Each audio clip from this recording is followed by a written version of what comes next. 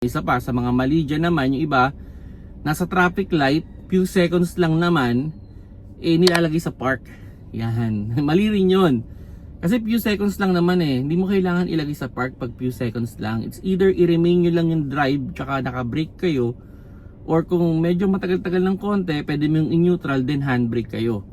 So yun lang yung gagawin ninyo. Kasi pag paulit-ulit ninyong ginagawa yan, yung halimbawa nasa traffic light kayo, few seconds, kada hinto ninyo ilalagay nyo sa park. So yung shifter nyo kasi meron yung bushing. So ang tendency nun, pag pag paulit-ulit ninyong ginagawa yun, yung bushing na kumbaga ini-stress up nyo yun. So ang tendency nun, pwedeng masira. So ang ending, yun na yung mga scenario na minsan hindi mag-shift yung gear. Yan. So halimbawa nasa park pero hindi na nila ma-release.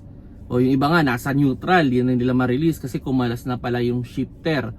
Or yung iba naman nasa drive, so hindi na nila ma-start.